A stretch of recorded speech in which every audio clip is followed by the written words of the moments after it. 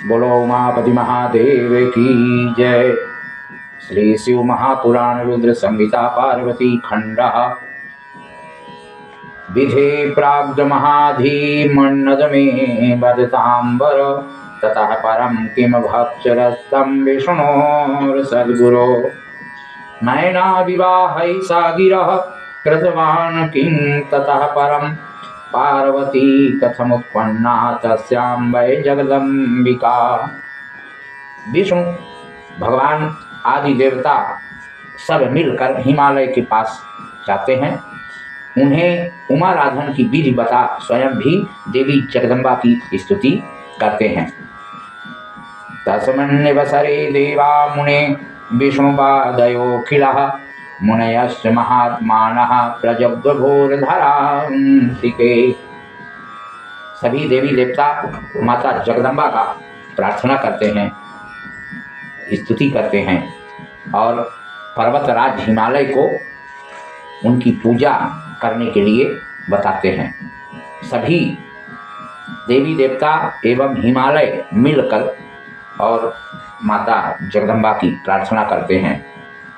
समस्त गीरवाण गणस्य शक्तिस्तमामो मयि धातृगुणैर्दस्या रजः प्रापंचातु भवैकरूपा या नाश्रुता भव्यकरी स्तुतेः संसार सागर कराल भवांग दुःखः निस्तार कारितरणं च निभीतहि नाम निद्रेति याति सुभगा जगति भवानां सा नः प्रसीदसु भविष्यसि स्थिति पालनाय।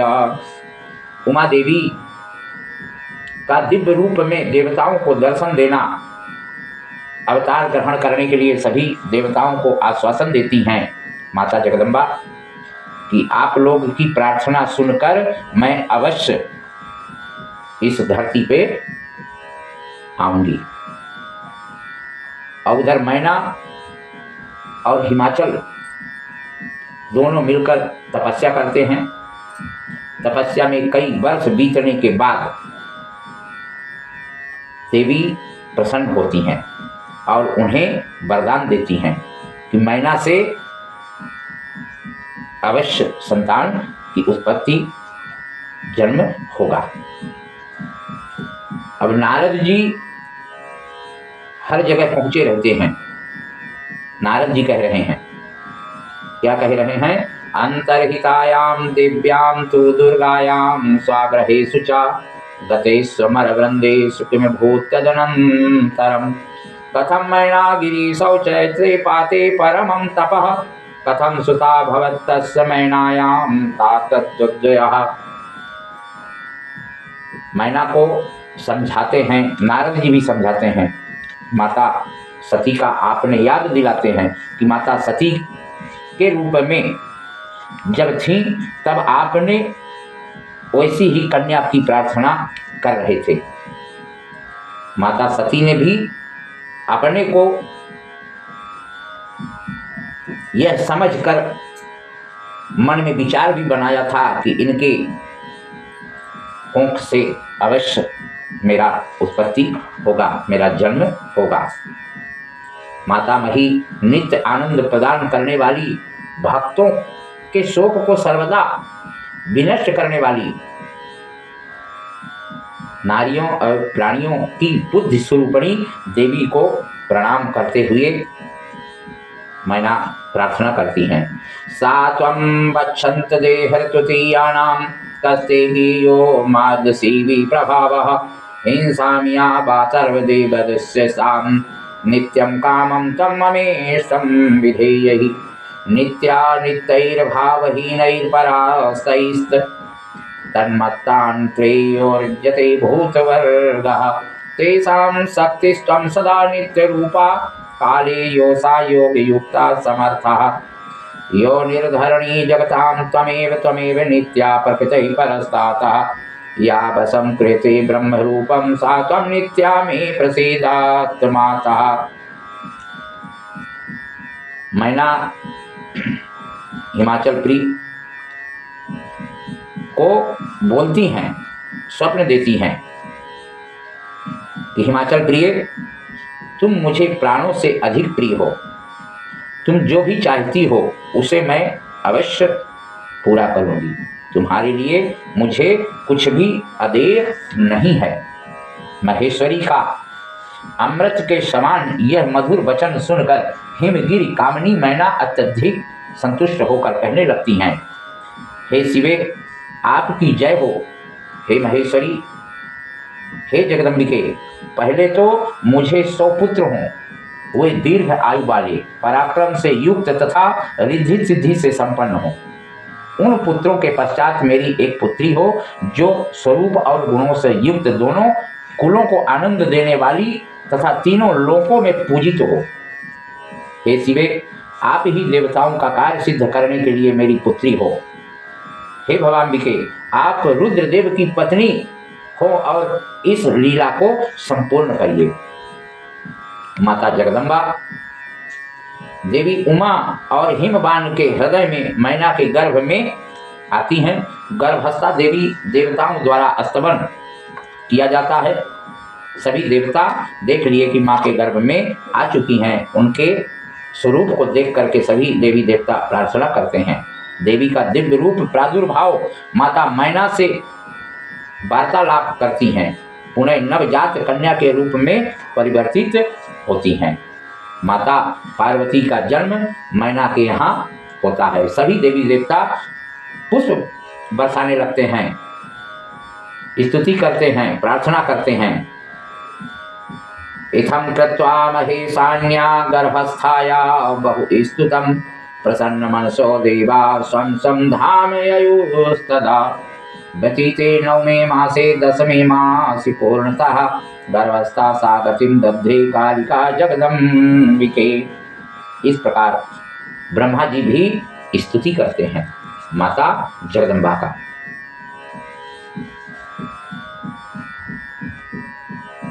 पर्वत पत्नी उन मैना की यह बात सुनकर शिवा देवी अत्यंत प्रसन्न होती हैं। पार्वती का जन्म होने के बाद माता से बात करती हैं। स्वप्न में है छोटी सी बालिका, लेकिन बात करती हैं। उनका नाम पार्वती रखा गया। पर्वतराज की बेटी का नाम पार्वती रखा गया। उनका नामकरण संस्कार हुआ। अब वे बाल लीलाएं विद्या अध्ययन करती हैं, सब सीखती हैं, सब सुनती हैं। पर्वतराज भी पुत्रवान होते हुए भी पर्वत हिमालय सर्व सौभाग्य युक्त उस पार्वती नामक अपनी संतान को देखते ही तृप्त नहीं होते हैं, क्योंकि बसंत ऋतु में नाना प्रकार के पुष्पों में रस होने पर भी भ्रमरावली आम के बोल पर ही विशेष रूप से आसक्त होते हैं और उनके पास ही मंडराते रहते हैं। इस प्रकार ब्रह्मा जी सभी मुनिगणों को समझाते और बताते हैं। कन्या पार्वती बड़ी होती हैं। एक दिन वहां नारद मुनि महाराज पहुंचते हैं। पहुंचने के बाद आदर सत्कार हुआ। हिमालय नारद जी से कहते हैं कि यह मेरी बेटी पार्वती है। ऋषिवर इनका हाथ देखकर और भावी लक्षणों को बताइए।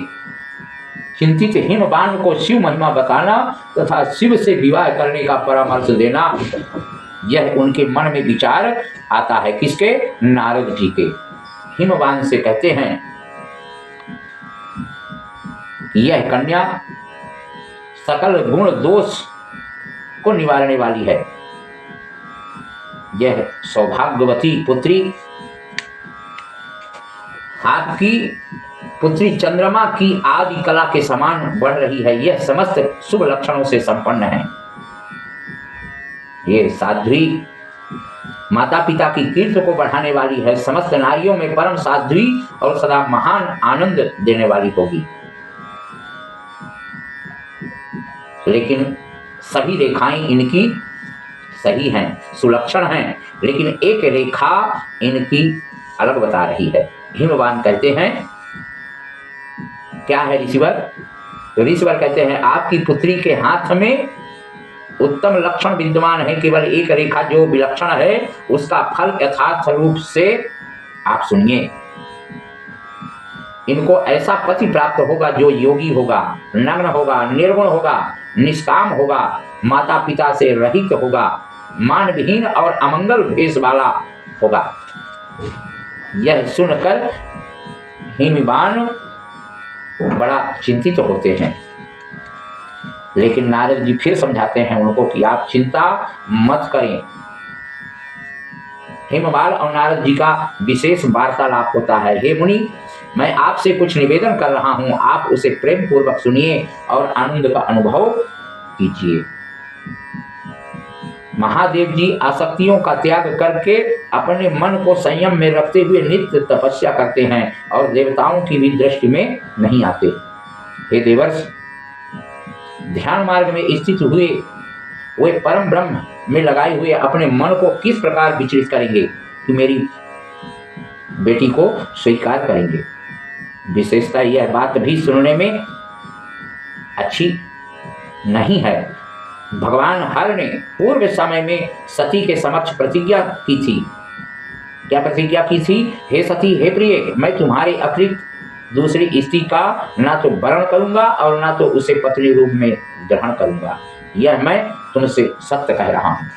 भगवान भोलेनाथ के वचनों को ध्यान में लाते हुए और नारद जी से हिमगिरि कहते हैं। नारद जी उनको समझाते हैं कि हे गिरिराज, आपको चिंता नहीं करनी चाहिए। आपकी यह कन्या काली पूर्व समय में दक्ष की पुत्री थी। उस समय उसका नाम सती था, जो सदा मंगल प्रदान करने वाला। वह सती दक्ष कन्या होकर रुद्र की प्रिया बनी थी।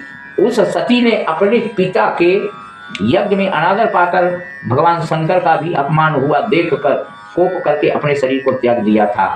वही अंबिका शिवा आपके घर में उत्पन्न हुई हैं। यह पार्वती भगवान शंकर की पत्नी होंगी, इसमें संदेह मत कीजिए। उस समय आपने पार्वती का यह सब प्रीतिवर्धक पूर्व जन्म तथा चरित्र विस्तार पूर्वक गिरिराज से कहते हैं। नारद जी हिमाचल को पूरी बात बता करके और कहते हैं कि उनकी रेखाएं भी ऐसा ही बोल रही हैं और बता रही हैं कि उनका पति तो ऐसा ही मिलेगा। पार्वती के विवाह के संबंध में मैना और हिमालय का वार्तालाप आपस में होता है। पार्वती और हिमालय द्वारा देखे गए अपने स्वप्न का वर्णन करते हैं आपस में। मैना बोलती हैं कि आप कन्या का विवाह किसी सुंदर वर के साथ कीजिए। यह विवाह सर्वथा अपूर्व सुख देने वाला होना चाहिए। गिरिजा का वर शुभ लक्षणों से संपन्न और कुलीन होना चाहिए। मेरी पुत्री मुझे प्राणों से अधिक प्रिय है, लेकिन वह प्रिया उत्तम वर पाकर जिस प्रकार प्रसन्न और सुखी हो सके वैसा कीजिए। आपको मेरा प्रणाम है, बार बार वंदन है। इस बात को लेकर हिमालय के मन में भी जागृत मन उत्पन्न होता है। क्या उत्पन्न होता है? मन में विचार करने लगते हैं कि नारद जी द्वारा बताया हुआ यह वचन कभी गलत तो हो नहीं सकता है, लेकिन मैं कैसे अपनी कन्या का ऐसा विवाह कर सकता हूं? ऐसा सोचकर तपस्या करने की शीघ्र शिक्षा देनी चाहिए, ऐसा मन में विचार करते हैं। गिरप्रिया मैना पुत्री को उपदेश न दे सकी, किंतु माता की उस चेष्टाओं को वे पार्वती शीघ्र ही समझ गई। तदनंतर वे सर्वज्ञ परमेश्वरी कालिका देवी माता को बार बार आश्वासन देकर शीघ्र कहने लगती हैं, हे माते, आज की रात्रि के ब्रह्म मुहूर्त में मैंने एक स्वप्न देखा है, उसे बताती हूँ, आप कृपा कर सुनिए। एक दयालु एवं तपस्वी ब्राह्मण ने मुझे शिव के निमित्त उत्तम तपस्या करने का प्रसन्नता पूर्वक उपदेश दिया है। इतने में गिरिराज कहते हैं, मैंने भी रात के अंतिम प्रहर में यह स्वप्न देखा था। आदर पूर्वक उसे मन में विचार किया कि नारद जी के द्वारा बताई हुई बात को धारण करने वाले एक परम तपस्वी प्रसन्नता के साथ तपस्या करने के लिए मेरे नगर के निकट आए। तब मैं भी अति प्रसन्न होकर अपनी पुत्री को साथ लेकर वहां गया। उस समय मुझे ज्ञात हुआ कि नारद जी के द्वारा बताए हुए वर भगवान शंभु यही हैं। मैंने उन तपस्वी की सेवा अपनी पुत्री को उपदेश देकर उनसे भी प्रार्थना किया। नारद जी की वाणी कभी गलत नहीं हो सकती है। मिथ्या हो हिन देव ऋषि वाणी।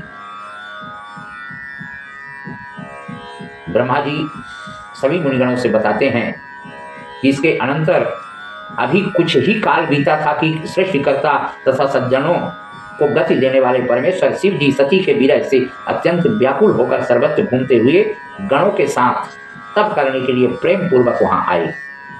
कहाँ? हिम पर्वत पर। सती के प्रेम विरह में व्याकुल चित्त वाले हुए वहीं अपना तप करने लगे। उस समय पार्वती अपनी 2 सखियों के साथ उन्हें प्रसन्न करने के लिए उनकी सेवा में लगी रहती थी। उन आत्मस्वरूप शिव को मोहित करने के लिए देवताओं के द्वारा भेजे गए कामदेव के बाणों से विद्ध होकर भी भगवान शंभु विचलित नहीं हुए। अपनी नेत्राग्नि से कामदेव को जलाकर मेरे वचन का स्मरण कर हुए वहीं अंतर्ध्यान हो गए। तत्पश्चात कुछ समय बीतने के बाद गिरिजा के अभिमान का नाश करके पुनः उनकी कठोर तपस्या से प्रसन्न किए गए महेश्वर प्रसन्न हुए। उसके बाद विष्णु के द्वारा प्रसन्न किए गए रुद्र ने लोकाचार का आश्रय लेकर पार्वती के साथ विवाह करते हैं। उस समय उस अवसर पर बहुत मंगलमय गीत गाने होते हैं। शंकर भगवान दिव्य चरित्र को देख करके और माता पार्वती से विवाह करते हैं, मंगलमय करते हैं।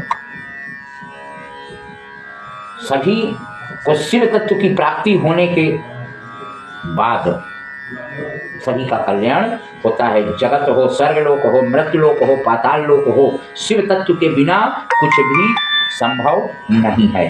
बोलिए श्री शंकर भगवान की जय। बोलो पार्वती मैया की जय।